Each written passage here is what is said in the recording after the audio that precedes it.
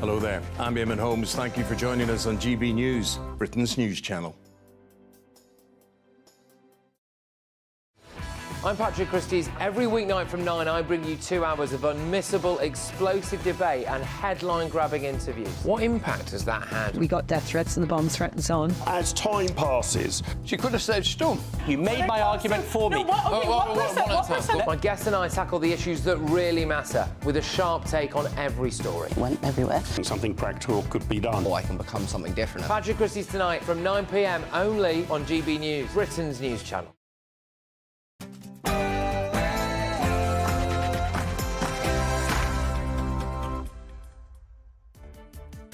Hello, good evening. I'm Michael Portillo, bringing you State of the Nation. Tonight, as a former Member of Parliament with experience of general elections, I'll be bringing you a story or two about the old days, which I'll relate to the unfolding events of today. The Reform Party has pledged to abandon net zero, prompting cries of climate denial from its most ferocious critics. But is there a method to this bold policy pledge? I'll speak to a former Environment Secretary. This evening, 7 senior politicians went head-to-head on the issues of immigration and law and order, and we will debate who won. Plus, our Kafkaesque planning system might be the biggest obstacle to solving Britain's housing crisis, but what role could beautiful architecture play? I'll be speaking to a man with a plan to make Britain elegant again. State of the Nation starts now.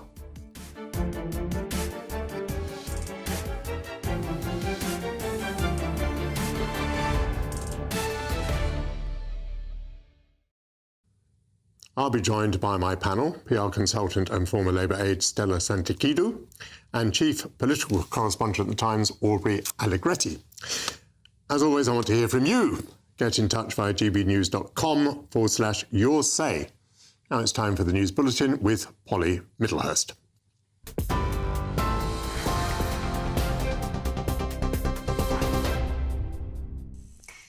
Michael, thanks very much indeed, and good evening to you all. We start this bulletin with some breaking news that's come to us in the last hour or so. It has been a record day, we understand, for migrants crossing the English Channel in small boats due to good weather. GB News can reveal that at least 750 illegal migrants arrived in UK waters today, surpassing the previous one-day record of 711 on the 1st of May. That means more than 41,000 migrants have now made the crossing since Rishi Sunak promised to end the crisis in January last year.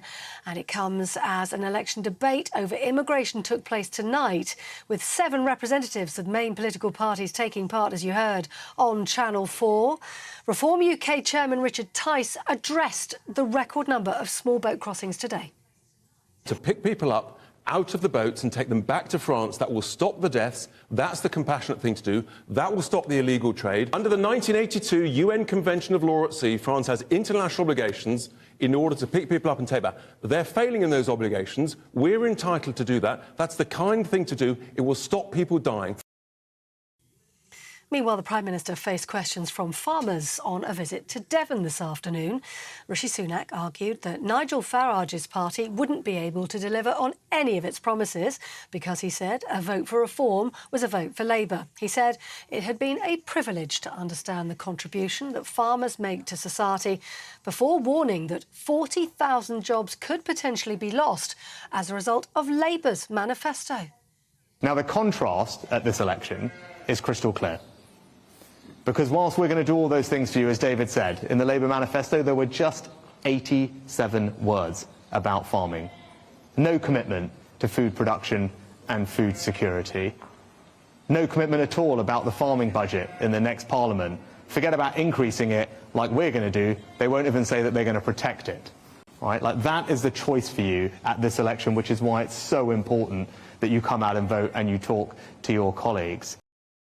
Meanwhile, in a new policy development this afternoon, Nigel Farage said he'd abolish the TV licence fee, which funds the BBC. The Reform UK leader was speaking during a town hall-style event this afternoon, and it came as the BBC said it would allow Reform to take part in an extra Question Time Leaders Special after the Reform UK team complained about not being included. Labour says it'll bring face-to-face banking back to the high street with 350 new hubs in towns and villages. It would see staff from several banks sharing the same space, helping fill gaps left by branch closures. The consumer group, which says more than 6,000 branches have closed since 2015. And just lastly, the Liberal Democrats have been promising today on the election trail to spend £10 million every year to tackle the practice of sewage dumping by water companies. New inspectors would work as part of a newly created Clean Water Authority under the Lib Dems. That's the news. For the latest stories, do sign up to GB News Alerts, scan the QR code on your screen or go to gbnews.com/alerts.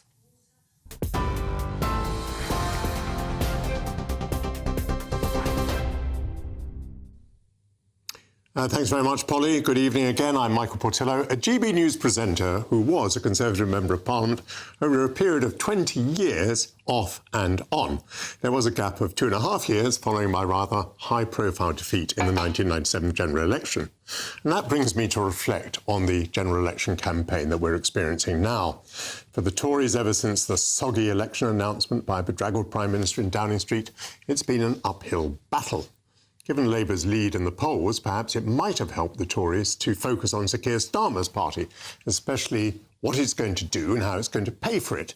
But the Conservatives seemingly can't help but make the campaign about themselves, interrupting Labour whenever it's making mistakes and blurting out policy announcements. This campaign at times has been fought as though it were a presidential election, a battle between two candidates. But the two candidates are often criticised for a conspicuous lack of charisma needed in a president. After the Boris Johnson years, some would argue that that's not a bad thing, but it certainly has paved the way for the likes of Nigel Farage. Even the Lib Dems, with Ed Davey's slapstick campaign, have taken advantage of the robotic Rishi Sunak and Sir Keir Starmer. The Labour Party thinks that if it can just simply stay out of the news and avoid a scandal, it can walk into number 10, and they may be right.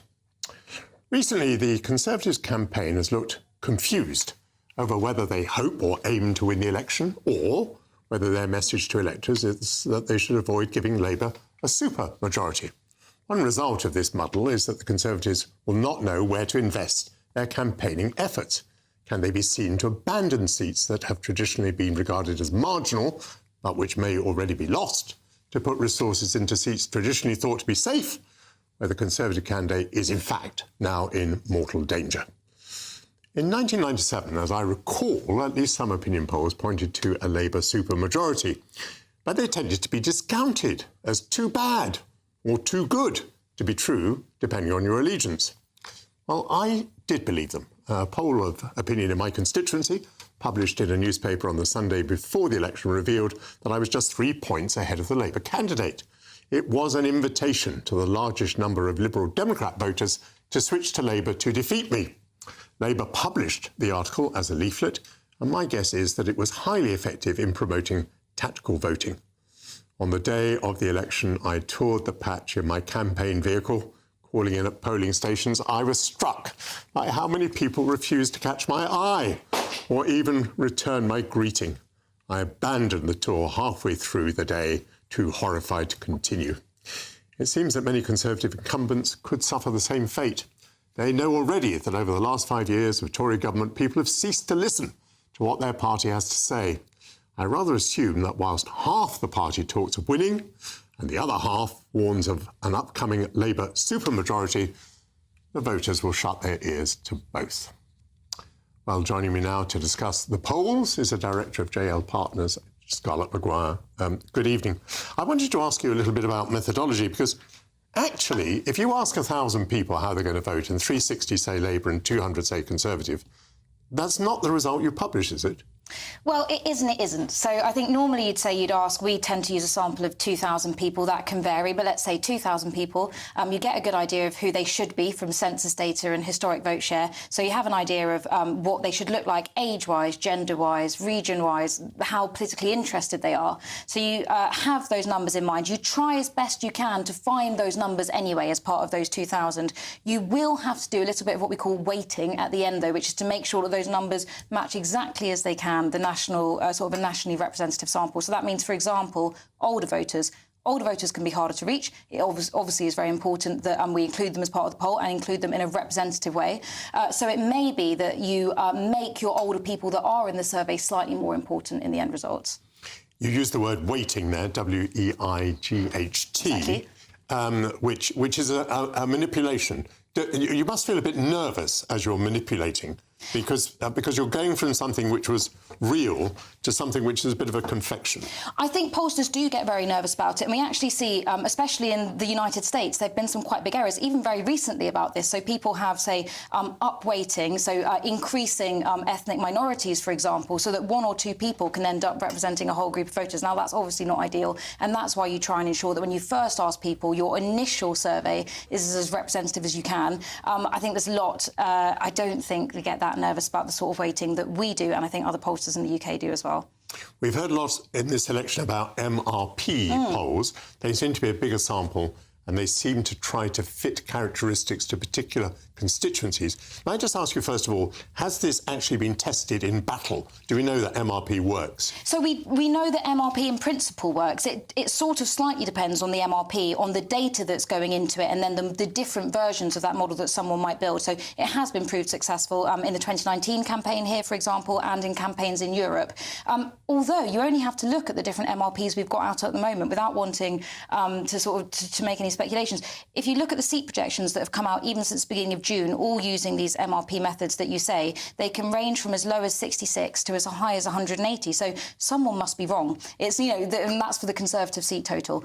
So they are only as good, as I say, as the data going in, and then some of those assumptions and those sort of very educated guesses that you're making about voters and constituencies going out of them. Talking about being wrong, I have a feeling, my memory tells me that in 1992, when on the whole the polls were wrong, one set of pollsters said afterwards, oh, yes, well, actually, we got it right, but we didn't like to be out on a limb, so we adjusted our results so that we wouldn't be out of kilter with the others. If that was said, I mean, that strikes me as pretty doubtful practice. Do you think that happens, that everyone, you don't mind being wrong as long as you're all wrong, but no one wants to be out there on his or her own being wrong? There have been examples of that historically. You mentioned 92. 2017 is also a good example. There's a pollster that sat on what turned out to be a very accurate poll during the 2017 campaign just because it seemed so out of kilter with other places that were predicting quite a strong Conservative win. We obviously all know what happened with that 2017 election. I think, though, as far as most pollsters are concerned, they are confident in their methods, they're confident in their data, and if it's to be put out publicly, they put it out anyway. I mentioned my little sob story about the poll that was taken in my constituency, which told voters effectively how to vote. It told them that they could get rid of me. What are the ethics of polls conducted in particular constituencies, do you think?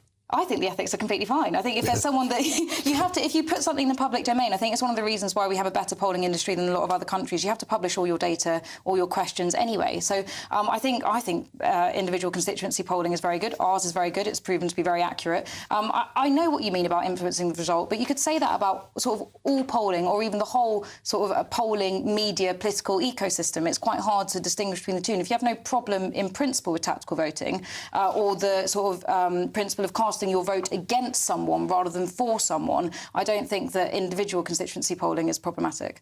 And very briefly, rather tongue-in-cheek, I think this morning, Michael Deacon in the Telegraph said, let's not have any polls at all because it would be so much more enjoyable. We wouldn't know what was going to happen at the election. He's got a point. No, I want to keep my job, I think. But no, I don't think he has got a point, actually, because I think then what would happen is that you'd have private polls which would be spun out, which would be briefed, and I think that would be a lot more damaging to democracy than having an informed electorate. There would be row polls, no doubt. Scarlett Maguire from JLP Partners, thank you. JL Partner, I beg your pardon. Thank you very much. With me now to discuss the latest developments in the campaign is my panel, PR consultant and former Labour aide Stella Sensikidu, and chief political correspondent at the Times, Aubrey Allegretti. Aubrey, this dilemma that the Conservatives have about whether to tell us that they may win or to plead with us not to give Labour too much of a majority, is there any way through this? I mean, if I were a voter and I wanted to take the Conservatives seriously, I don't know what I'd do. What would I do?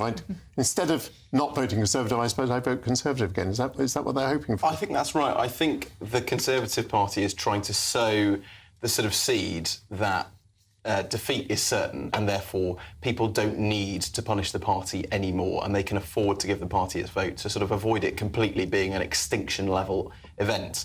and also so that it can provide this effective opposition in the next Parliament if Labour does get some kind of supermajority, whatever that is. I think the trouble is, obviously, lots of Conservatives have been warning against this unchecked power and this blank check. They haven't sort of made any of those complaints previously, so it looks a bit cynical to make that complaint when you're the person that might be the person who is, disadvantaged, rather than the shoe being on the other foot. And when Boris Johnson won an 80-seat majority, they were crowing, all night long. Stella, I made the point that if you're confused about what the outcome is going to be or the strategy, one of the risks is you misallocate your resources because you send them to marginal seats because you want to make it look as though you really think you might win, whereas you ought to be sending your resources to your safe seats because actually they're the ones who are in danger of losing.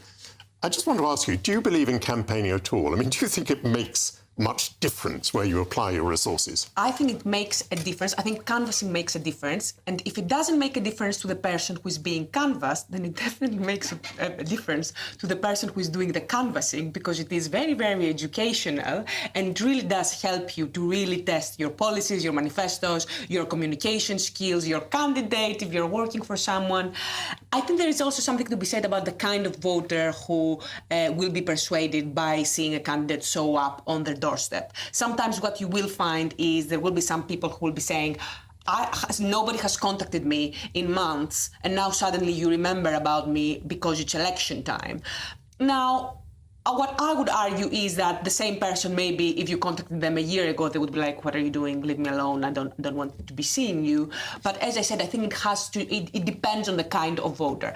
I think there are some people who like to discuss things with the candidate. I think they are... Oh, they're the worst sort. They delay you for ages. No, but why, Michael? Why?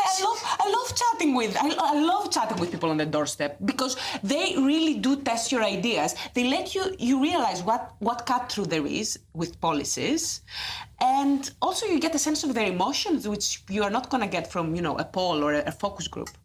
Aubrey, this point about we never see our candidate. I mean, of course, if you do the maths, if you've got 70,000 electors and you've got one candidate and the people are out at work during the day and they're reluctant to open their door in the evening, it's extremely difficult for the candidate to be seen by more than a handful of electors. I had urban constituencies, 2 of them. What I thought was effective was standing at tube stations, railway stations in the morning as people rushed past you, not engaging you in conversation because they were moving so fast, but they would say, oh, respect, you were up at 6 o'clock this morning, you were there. What do you think about the effectiveness of canvassing? I think that's probably true. I mean, I'm a journalist, so my experience of it is somewhat limited, but I have joined candidates out on the doorstep when I'm trying to sort of test the waters of how they're going down, often in by-election campaigns. And it is really hard to sort of get people to engage because often they're busy. If it's the middle of the day, they're sort of, they're busy. They don't want to sort of talk politics. It's not normally at the forefront of their mind. But they probably do appreciate that a candidate's dropped by. And we've seen recently the emergence of these Ring doorbells. Other brands are, I'm sure, available, but being used sometimes by people who know they can see who's at their door, they can see someone wearing a rosette, and they might not want to open it because they don't want to be sort of talked to for 5 minutes. And so there are these stories about activists carrying sort of boxes. But actually, the last thing, I apologise here to Stella, but I think the last thing the candidate wants to do is talk for 5 minutes. The candidate, jolly well, wants to get on to somebody else. Stella, I wonder whether, canvassing is largely an occupational therapy, or do you think perhaps maybe the following does happen, that there are people out there with a terrific hatred of the Conservative Party because they've been in for 14 years, but when they meet their candidate, they remember, oh yes, we've known him 10 years, the Conservative candidate, he's not so bad, he's all right, I can make an exception here. Do you think that's one of the effects? Exactly, 100%. And there is the other point, of course, that there is word of mouth, right? So you see someone, your candidate comes, you talk to them, and then you talk to your neighbours, you say to other people, oh, I've seen so-and-so, and I think this person is very hardworking, we should give them another chance, it's not their fault about the party and all of that. But I think also there is something to be said about the character of each political party and their voters and their candidates.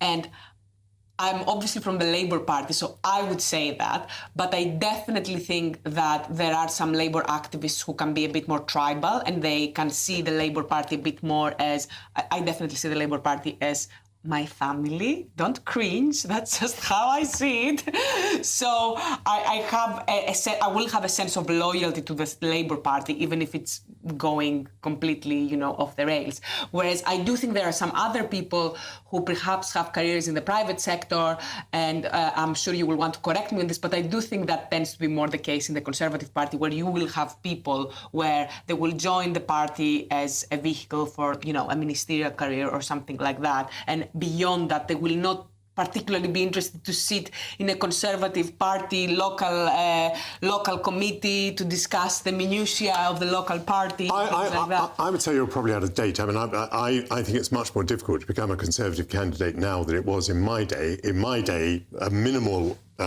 experience of stuffing a few envelopes got you onto the list.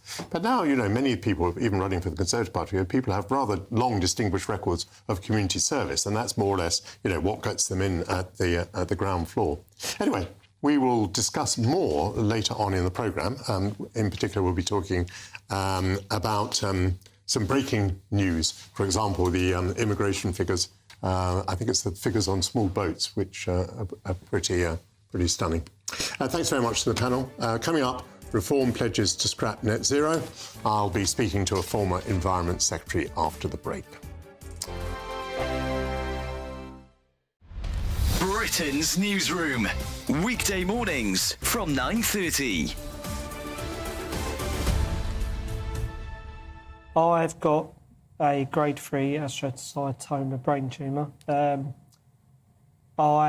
Once I was diagnosed, I tried to do my claim with my insurance company and was rejected.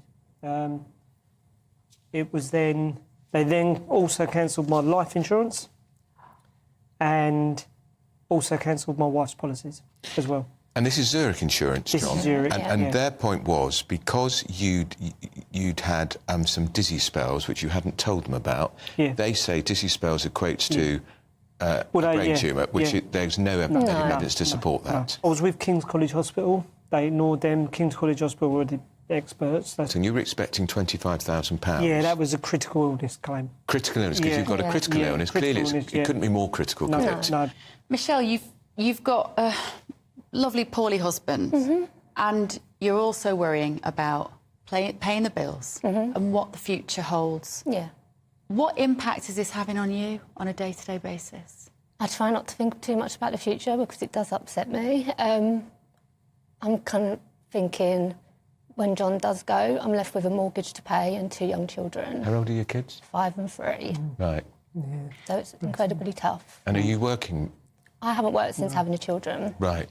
And that's a decision we made when we had children. In the grand scheme of things, this amount of money is a drop in the ocean for a company like Zurich. Yeah, because I think they could make all this go away. I've read some of the statement. Zurich statement, we're sorry to hear of the very difficult circumstances Mr. Renlin's family are experiencing.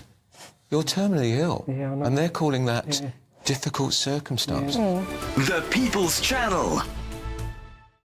Join me, Neil Oliver, every Sunday night at 6 p.m. on GB News. And if an hour is not nearly enough for you, go to gbnews.com for special extended episodes online every Friday at 9 p.m, where we can truly get into the nitty-gritty of what's going on. GB News, Britain's news channel. Join me, Nana Akwe, for an informative, interactive news programme with a difference. It's fun. It's true. You're not wrong. No one will be cancelled. Lovely. Join me from 3 p.m. every weekend, only on GB News, Britain's news channel. Weekdays on GB News. Wake up to breakfast every day from 6 a.m. Followed by Britain's newsroom at 9:30. At noon, it's Good Afternoon Britain. Followed by Martin Daubney from 3 p.m. Only on GB News, the People's Channel, Britain's news channel.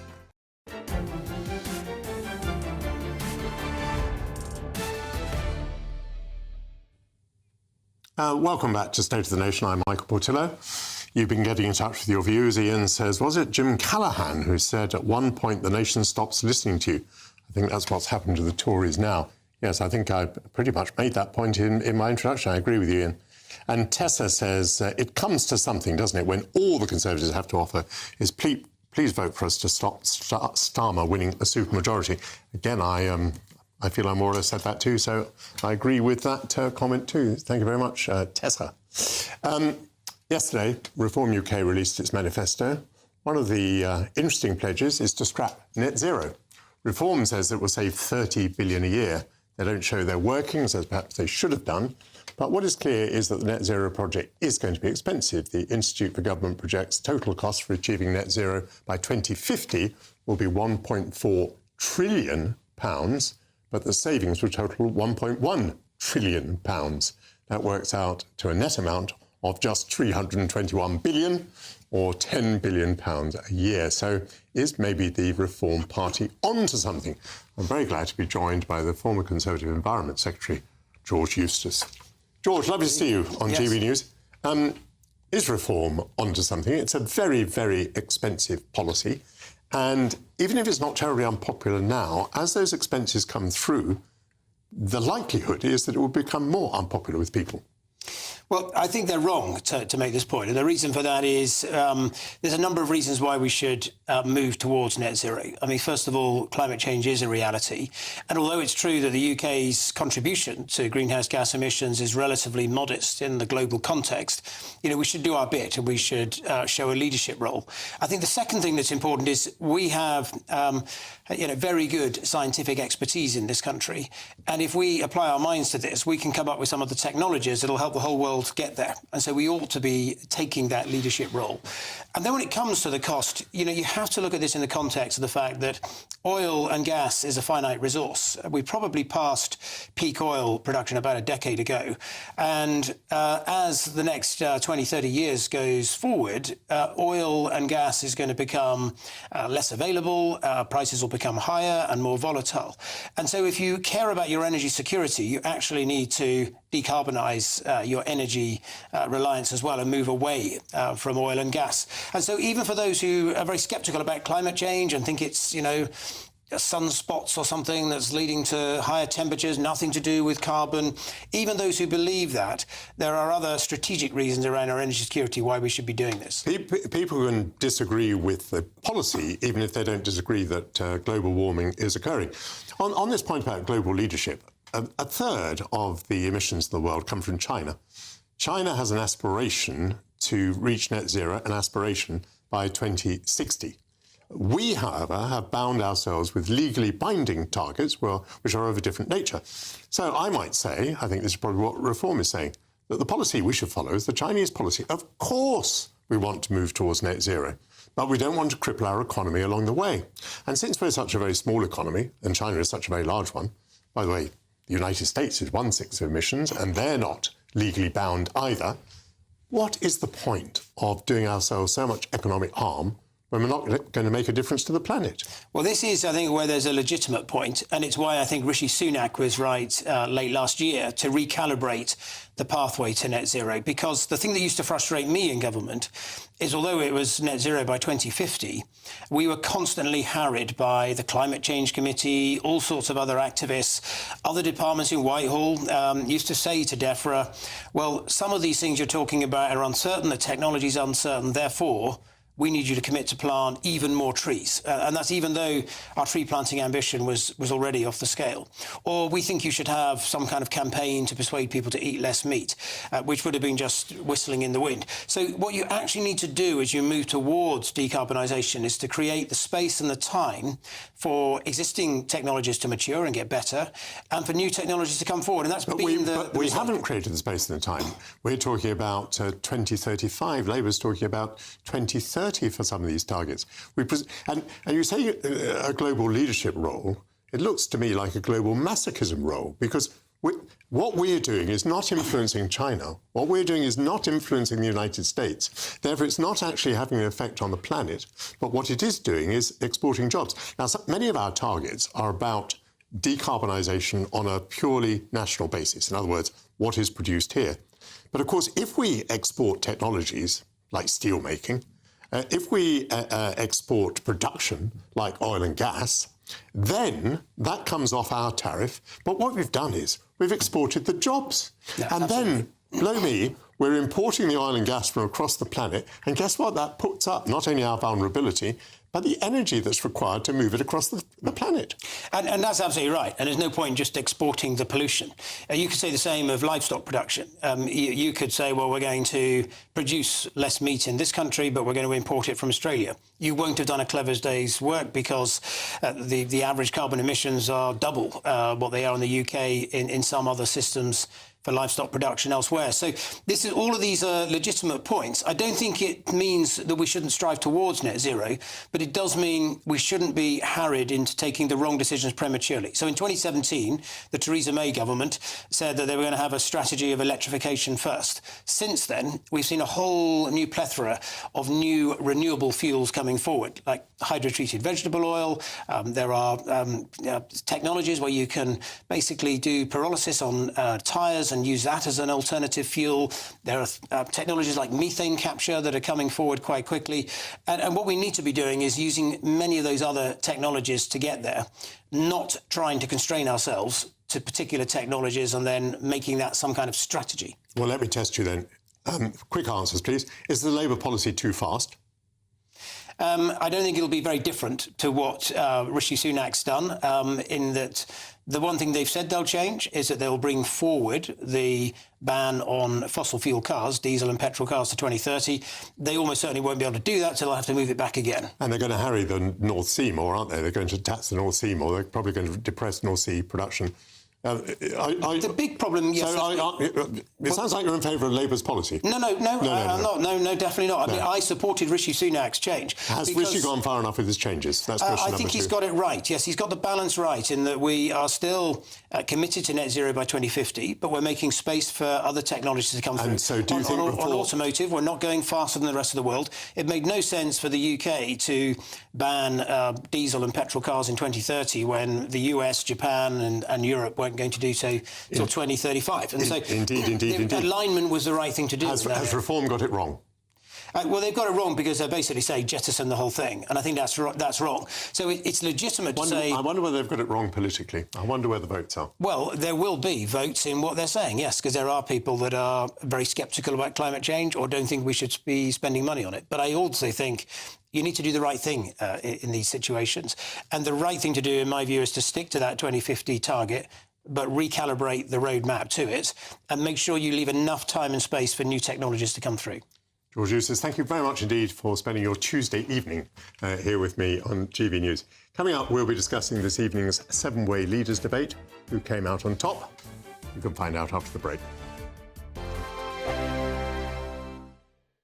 Good evening, welcome to your latest GB News weather update. It's staying fairly dry and fine as we head into Wednesday. Sunny spells for many of us, another dry day on the cards, however. Across the far northwest, there are weather fronts approaching, but for many of us, we've got high pressure dominating across the UK, and that's bringing all that dry and fine weather. Through this evening, though, there's a risk of some heavy showers still continuing for some northern areas of England, but elsewhere, a dry and clear night to come for many of us. We will see the clearest skies across the far northwest of Scotland. Northern Ireland too, where temperatures could dip down into the low single figures, but for most of us to start the day will be at around 10 or 11 degrees. A little bit fresher tomorrow morning than this morning, but still plenty of sunshine around. Let's take a closer look at how things look first thing tomorrow. And actually, where it's been quite cloudy across the far north of Scotland lately, it's going to be a much brighter start tomorrow despite the chillier feel. And that sunshine will be spread quite widely across the UK into Northern Ireland, northern areas of England, North Wales. There'll be some cloud around here and there, but generally Wednesday's going to be a fairly fine day. And actually, an onshore breeze across the far southeast could bring a slightly fresher feel here. But for most of us, plenty of sunshine to come through tomorrow. Sunny spells into the afternoon. Cloud will bubble up a little bit. That may allow the odd shower to break out here and there, perhaps across the southwest, but I think you'd be pretty unlucky to get caught out in a shower. However, a different story for the far northwest of Scotland into the Western Isles and the Highlands, where a weather front is approaching. Now in the sunshine, highs of around 23 degrees to come in the southeast, but widely into the high teens for many of us. Thursday's looking like another dry and bright day for the bulk of the UK. Temperatures climbing towards 24, possibly 25 degrees on Thursday, but weather fronts never too far away from the far northwest, which means it will be a little bit cloudier with a risk of rain here. But actually, the further south and east you are, the more likely you are to see more in the way of sunshine and temperatures climbing. Bye-bye. Good Afternoon Britain. Your lunchtime update on the stories that matter across the UK. From breaking news and insightful analysis, inspiring stories and lively debates. You're comparing yourself to a former Prime Minister. Which is it? Stay informed, stay updated, stay entertained. I just don't know how anyone would not want to be there. Every weekday from midday. We are Good Afternoon Britain, only on GB News. Britain's news channel. This is GB News, and we are Britain's election channel.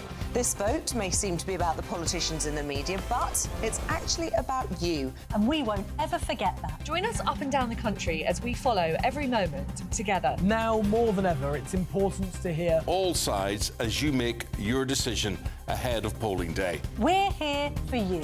This is GB News. The People's Channel. Britain's election channel.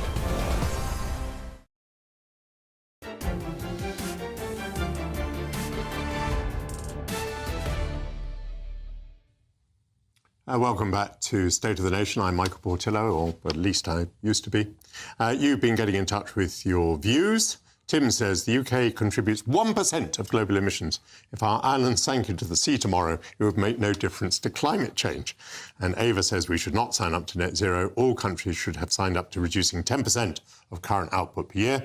We'd then be able to show we were leading without bankrupting ourselves. So those two views, not necessarily representative, would please the Reform Party.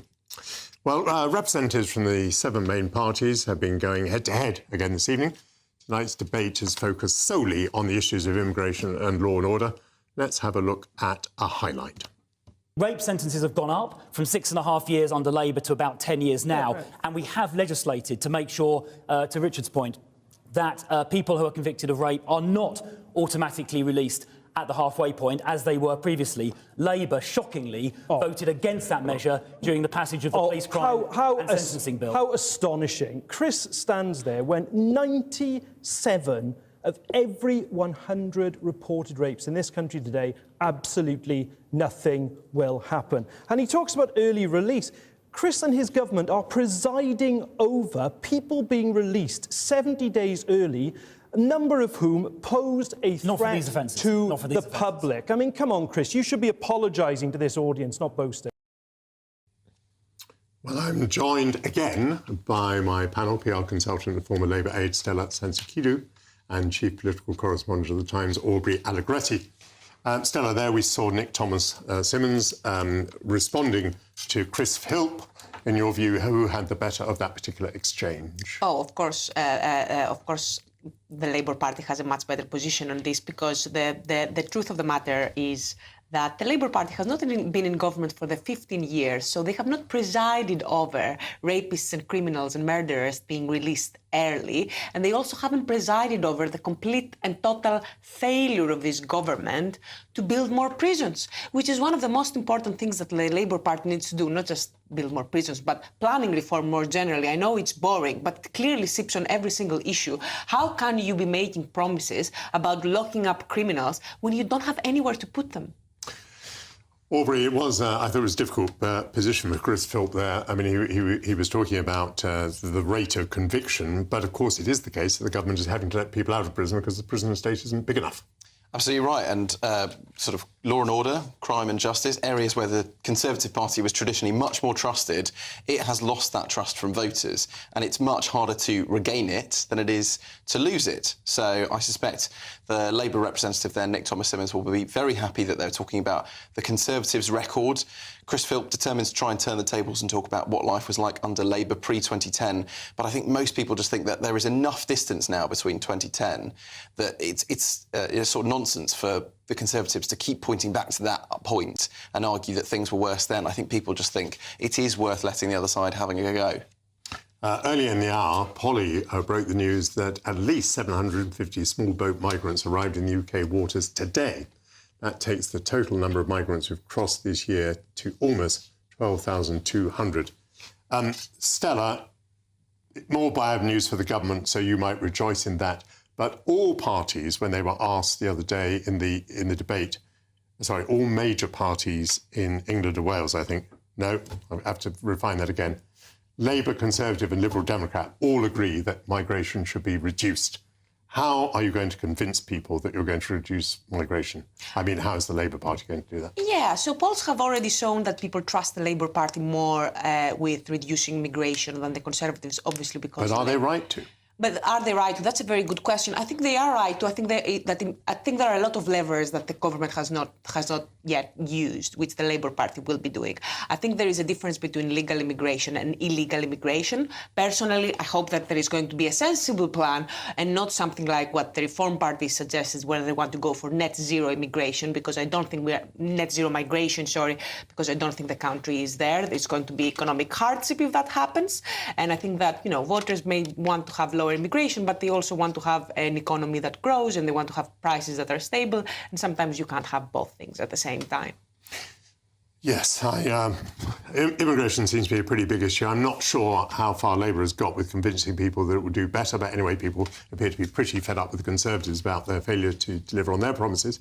Now, just changing the subject a bit, this morning Sir Keir Starmer faced questioning from the British public on LBC, including a challenge from a head teacher of a special education needs school. She pointed out that 30% of her students don't have an educational healthcare plan which would exempt them from Labour's proposed VAT charge on the school fees, and so they would be forced into the state sector where their needs cannot presently be met. Sir Keir seemed to stumble in his response. Just give some numbers before I get Michelle back in. The number of pupils receiving EHC at SEND schools, 7,600 pupils at private schools get SEND support with EHC. 103,000 do not, Sir Keir. That 7,600 will be catered for, 103,000 will not. What does Labour plan to do about that? Well, Nick, we've, where there is a plan in place, we will put the exemption in place. Where there isn't a plan, then that exemption doesn't apply. Not a thoroughly convincing answer, and rather it had the feel of a policy for the few, not the many, if Nick Ferrari has his figures there right.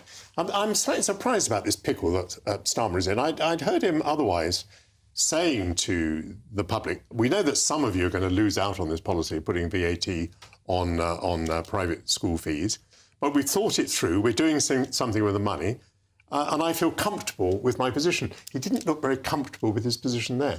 I think it was quite a difficult performance for him, particularly because before that clip, there was the head teacher, or I think the deputy head, who had asked the question in a really sort of open-ended way, saying, how are you going to support these potentially 90,000 pupils who have SEN needs, but we can't sort of do anything for them through this plan? They're going to be impacted by the VAT rise.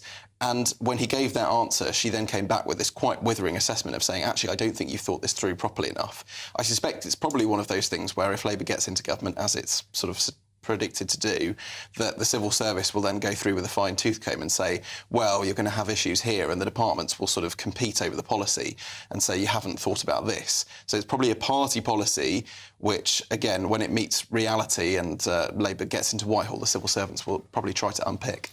Stella, it strikes me as quite a pickle because, I mean, either 100,000 people are going to have VAT applied to their fees, and remember, we're talking about special educational needs schools, or the Labour Party is going to have to revise the policy when it gets into government, which means that a great chunk of the money that it claims is going to be raised is not going to be raised.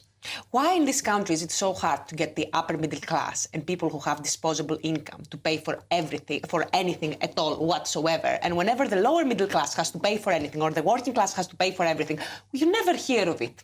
You know why? Because they are not in the media, but I am here. I went to a private school, by the way, and I'm very passionate about the fact that private school, the VAT exemption needs to be lifted. Now, about the specific scenario with Keir Starmer, what he should have said is that if they don't have a plan, they should apply for one.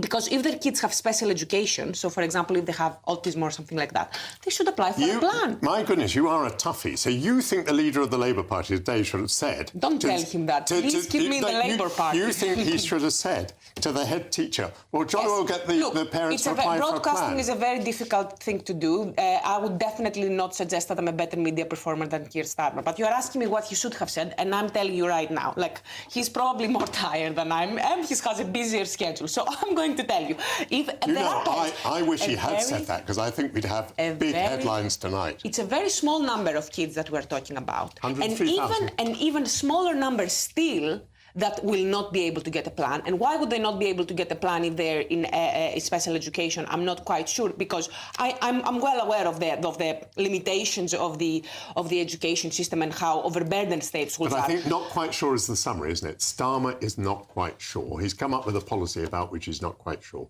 No, I think he is quite sure. It's a policy that the Labour Party has been trailing for some time. I think what happened there is that his empathy skills kicked in, and he didn't want to be rude to the head teacher, and he didn't want to say something, you know, against parents, because of course I completely understand it's a very difficult thing to tell to parents. Look, I know you want to do the best for your kids. People get very emotional when it comes to their kids' education, and I totally get that. Despite your emotionality, unfortunately, we have to bring the discussion to an end. I thank you once again very much indeed, Stella and Aubrey. Coming up, are you sick of hideous concrete monstrosities replacing Britain's old buildings? Well, our next guest is working on how to build elegantly.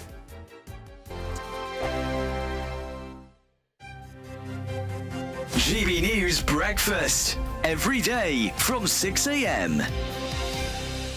Giovanni is axed following growing allegations of threatening and abusive behaviour. We won't see his little toes dancing around the dance floor again, which is a shame. Was it the BBC saying, you know, we've had some bad publicity about this star, do we need to maybe let him go? Or was it Giovanni himself saying that, you know, he's had to, with all the bad publicity and what's the allegations against him, he's walked away? We don't exactly know. But what we do know is that Amanda Abingdon, who he was coupled with last year on the last series of Strictly, left claiming that she had nasty behaviour from him in rehearsals when they were training for their routines. And she's also been diagnosed with PTSD, which she is blaming or claiming happened because of the training that she was put under Giovanni. It's very sad because I've met Giovanni on quite a few occasions, and he comes across as a very nice gentleman, actually, and the fans absolutely love him. And even though the allegations are out there against him, everybody I speak to in terms of the fans are on his side. I mean, from the fans' point of view, they don't see what goes on behind the scenes. All they see is an incredibly gifted dancer who we're seeing footage of now. It might come out later, but there's all sorts of things coming out because after Amanda came out and claimed all this behaviour against him, a male celebrity last week also came out and voiced their opinion. Yeah, a lot of fans will be gutted, but as you say, we don't know the full story yet as what's gone on. And it's incredible pressure that no one's allowed to be, a duffer right from the start now. I mean, it's one thing learning lines if you're an actor, but it's a different kettle of fish altogether if you're learning moves that you've never done before. So you've got... The People's Channel. Hi there, I'm Michelle Dewberry, and I'm going to take a second to tell you all about my show, Dubes & Co. We start off with the issues of the day. We then bring in both sides of the argument. We get rid of the disrespect. And then you throw me into the mix. And trust me, I'll tell it exactly how it is. And then, of course, the magic ingredient, you at home. We mix it all together, and what have we got? In my opinion, the best debate show in town. Monday to Friday, 6 till 7 on GB News, Britain's news channel. GB News is Britain's election channel. And when the big stories break, we're tackling them on Britain's newsroom. When we disagree, and we disagree a lot, it's even livelier than normal. We don't disagree that much. We do. His comedy, though, is revolting. I knew her, unlike you. That explains Beverly Turner's temperament. It's a bit frosty in here, isn't it? He'll have one of me one day. For dartball practice. Britain's newsroom on GB News. Weekdays, 9:30 a.m. GB News, the People's Channel, Britain's news channel.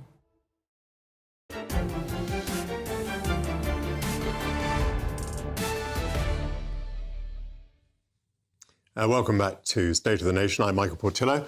The plan by Marks & Spencer to flatten its iconic flagship store in Oxford Street has infuriated some campaigners and members of the public.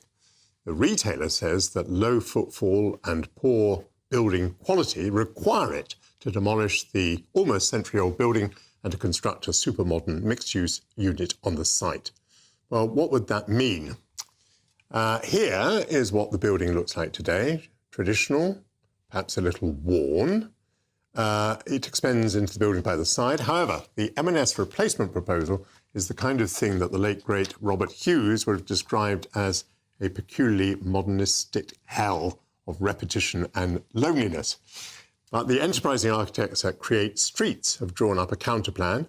And when that was put to a poll, 79% preferred this more traditional mock-up, with a paltry 17% supporting the modernist plan. So I'm joined in the studio now by Robert Quallick, who's the senior architectural designer at Create Streets. OK, in this case, you've been able to produce a nice-looking design which draws on the 1930 building, extends it down the street, I believe creates the same space that Marks & Spencer are looking for, and does it supposedly at the same cost.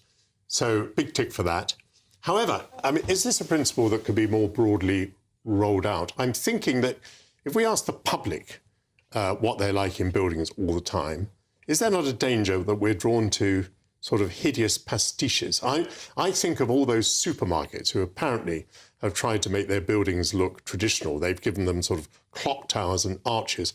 They are pastiche. And personally, I find them absolutely hideous. As do I. Well, quick correction there. Because it's not our design, the alternative proposal, but actually one by our friend Francis Terry, who's sort of the eminent classical architect, son of Quinlan Terry. Oh, yes. And he's been working with us for about 10 years on a variety of projects. And, well, yeah, we just felt we could do an alternative which was quite a bit better. But to your question about, sort of pastiche and is this applicable to other supermarkets? I mean, it really depends on the context. Something that we find with a lot of the visual preference surveys we do, and we do quite a lot of them, it's not just the one that we did for Marks & Spencer's, is that people, it's not really so much about a particular style for most people, whether it's traditional or modernist, but really about having variety in a pattern, sort of complexity, symmetry. And some of those same design principles can be applied to buildings of all different styles. Normally it isn't. And normally you do kind of find that a supermarket will say, we'll go in Hampshire, they'll do something with sort of red clay tiles and, call it contextual. But it's not. Everybody can see that it's cheap and that it doesn't work. Aren't we just saying, really, that some architecture is good and some is bad? I mean, there are some buildings which are absolutely modern and they are brilliant. Yep. And there are some buildings which, emulate the qualities of 100 years ago and are awful. And unfortunately, like so many things in life, there are people who are good at things, there are people who are bad at things. Is it any more complicated than that? Well, and a lot of these buildings aren't even designed by architects. So, I wouldn't put the blame squarely on architects. I mean, yes, I think architects do take a lot of the blame, because a lot of these issues that we've been talking about, or even using methods like visual preference surveys, are just not used by architects. Often they have a dismissive attitude towards what members of the public believe and the preferences that they have. And I think that is a problem, and it's something that we would hope to see architects changing. Let's have a look. We've got some pictures of Poundbury, which is what we used to call the Prince of Wales project, but now, of course, the King's. How do you feel about this? I mean, it's all on a very human scale and there are gardens and so on.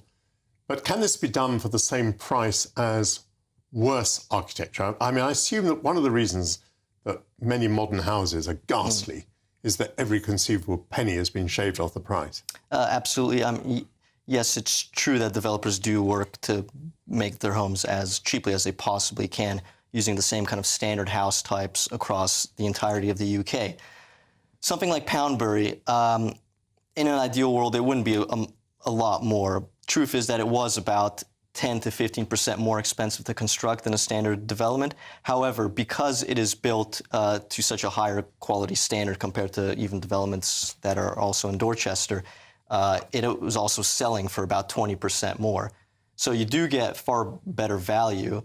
And if you can include higher quality asks within, say, something like a design code, then actually that quality can come out of the land value. So actually it doesn't mean that the homes have to sell for more. It just means, say, that developers will pay less for the land because they know they have to put more money into quality.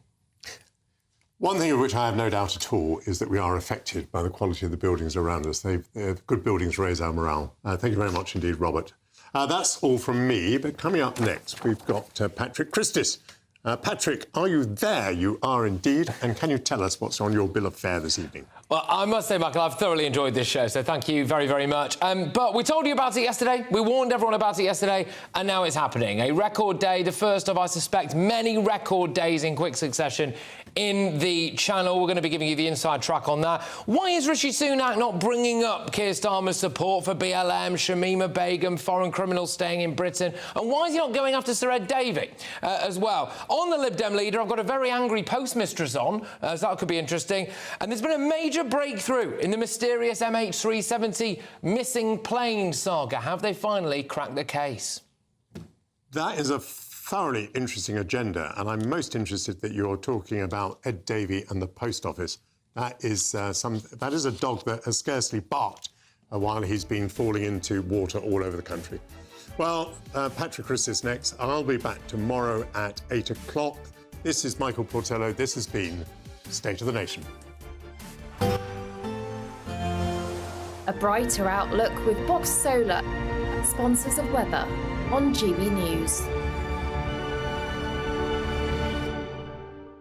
Good evening, welcome to your latest GB News weather update. It's staying fairly dry and fine as we head into Wednesday. Sunny spells for many of us, another dry day on the cards, however. Across the far northwest, there are weather fronts approaching, but for many of us, we've got high pressure dominating across the UK, and that's bringing all that dry and fine weather. Through this evening, though, there's a risk of some heavy showers still continuing for some northern areas of England, but elsewhere, a dry and clear night to come for many of us.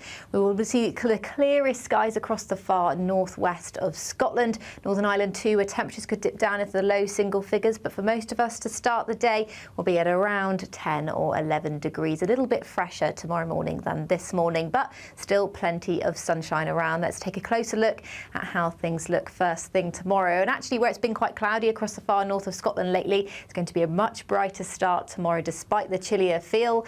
And that sunshine will be spread quite widely across the UK into Northern Ireland, northern areas of England, North Wales. There'll be some cloud around here and there, but generally Wednesday's going to be a fairly fine day. And actually, an onshore breeze across the far southeast could bring a slightly fresher feel here. But for most of us, plenty of sunshine to come through tomorrow. Sunny spells into the afternoon. Cloud will bubble up a little bit. That may allow the odd shower to break out here and there, perhaps across the southwest, but I think you'd be pretty unlucky to get caught out in a shower. However, a different story for the far northwest of Scotland, into the Western Isles and the Highlands, where a weather front is approaching. Now in the sunshine, highs of around 23 degrees to come in the southeast, but widely into the high teens for many of us. Thursday's looking like another dry and bright day for the bulk of the UK. Temperatures climbing towards 24, possibly 25 degrees on Thursday, but weather fronts never too far away from the far northwest, which means it will be a little bit cloudier with a risk of rain here. But actually, the further south and east you are, the more likely you are to see more in the way of sunshine and temperatures climbing. Bye-bye. Looks like things are heating up. Boxed boilers, sponsors of weather on GB News.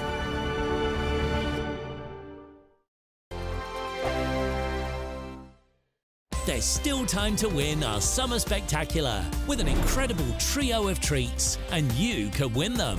First, there's a fabulous £15,000 in tax-free cash to ensure this summer is special. What would you spend that on? Next, you'll also receive the latest iPhone 15 and a set